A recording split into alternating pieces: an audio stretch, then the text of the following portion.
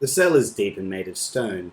Its shape is that of an almost perfect hemisphere, although the floor, which is also of stone, is something less than a great circle, and this fact somehow deepens the sense of oppression and vastness. A wall divides the cell down the centre. Though it is very high, it does not touch the top of the vault. I, Sinacan, priest of the pyramid of Coholum, which Pedro de Alvarado burned, am on one side of the wall. On the other there is a jaguar, which, with secret, unvarying paces, measures the time and space of its captivity. At floor level, a long window of thick iron bars interrupts the wall. At the shadowless hour, midday, a small door opens above us, and a jailer, whom the years have gradually blurred, operates an iron pulley, lowering to us at the end of a rope jugs of water and hunks of meat. Light enters the vault. It is then that I am able to see the jaguar. I have lost count of the years I have lain in this darkness. I who once was young and could walk about this prison do nothing now but wait, in the posture of my death, for the end the gods have destined for me. With the deep flint blade I have opened the breast of victims, but now I could not, without the aid of magic, lift my own body from the dust. On the day before the burning of the pyramid, the men who got down from their high horses scourged me with burning irons to compel me to reveal the sight of a buried treasure. Before my eyes they toppled the idol to the god, yet the god did not abandon me, and I held my silence through their tortures. They tore my flesh, they crushed me, they mutilated me, and then I awoke in this prison which I will never leave alive. Driven by the inevitability of doing something, of somehow filling time, I tried in my darkness to remember everything I knew.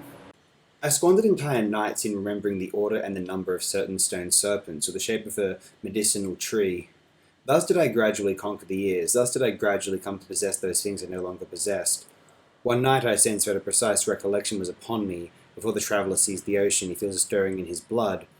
Hours later I began to make out the memory. It was one of the legends of the god. On the first day of creation, foreseeing that at the end of time many disasters and calamities would befall, the god had written a magical phrase, capable of warding off those evils. He wrote it in such a way that it would pass down to the farthest generations and remain untouched by fate. No one knows where he wrote it, or with what letters, but we do know that it endures, a secret text, and that one of the elect shall read it. I reflected that we were, as always, at the end of time, and that it would be my fate, as the last priest of the god, to be afforded the privilege of intuiting those words. The fact that I was bounded within a cell did not prevent me from harbouring that hope. I might have seen Carholum's inscription thousands of times and need only to understand it. That thought gave me spirit, and then filled me with a kind of vertigo. In the wide realm of the world there are ancient forms, incorruptible and eternal forms. Any one of them might be the symbol that I sought. A mountain might be the word of the god, or a river or the empire or the arrangement of the stars. And yet, in the course of the centuries, mountains are levelled and the path of a river is many times diverted, and empires know mutability and ruin, and the design of the stars is altered. In the firmament there is change. The mountain and the star are individuals, and the life of an individual runs out. I saw something more tenacious, more invulnerable. I thought of the generations of grain, of grasses, of birds, of men. Perhaps the spell was written upon my very face. Perhaps I myself was the object of my search. Amid those keen imaginings is when I recalled that one of the names of the god was Jaguar, tiger. At that, my soul was filled with holiness. I imagined to myself the first morning of time, imagined my God entrusting a message to the living flesh of the jaguars, who would love one another and engender one another endlessly, in caverns, in cane fields, on islands, so that the last man might receive it.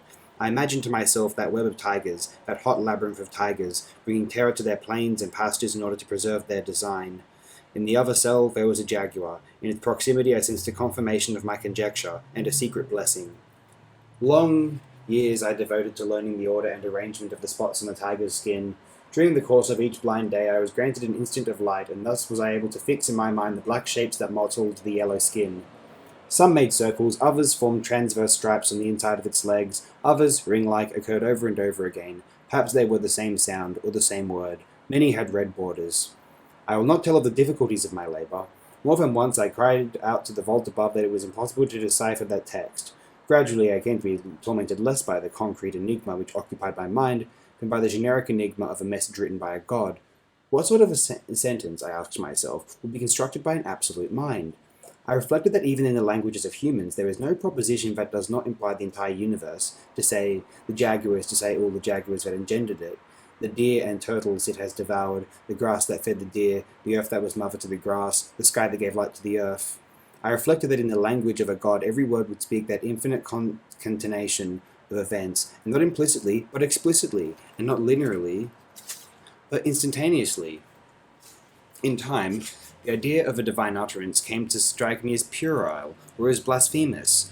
A god, I reflected, must speak but a single word, and in that word there must be absolute plenitude.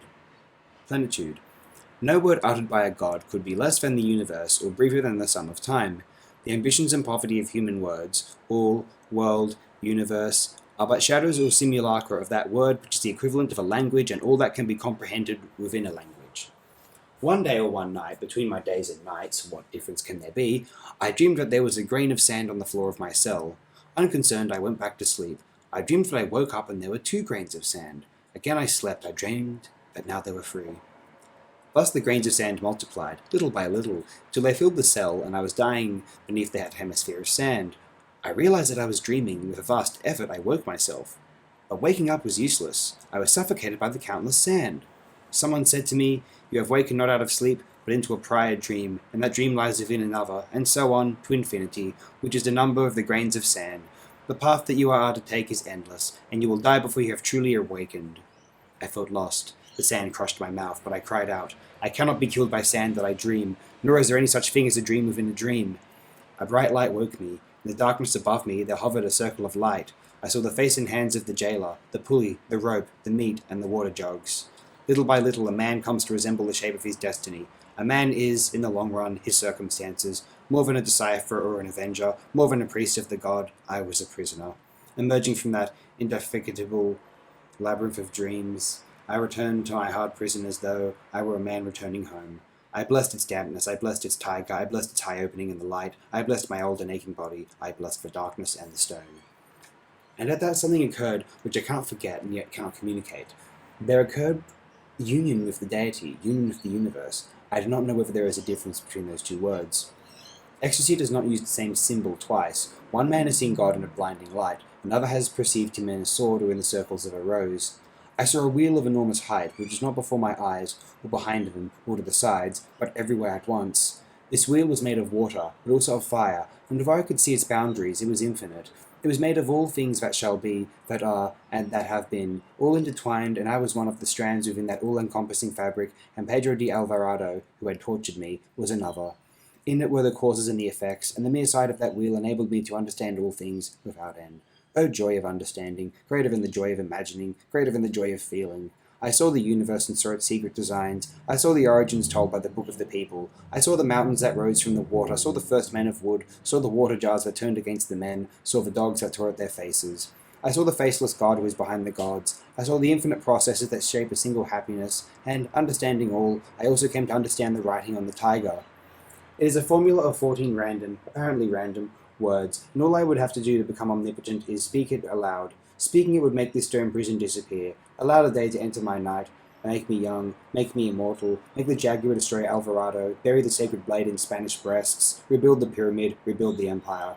40 syllables, 14 words, and I, Xinacan, would rule the lands once ruled by Moctezuma.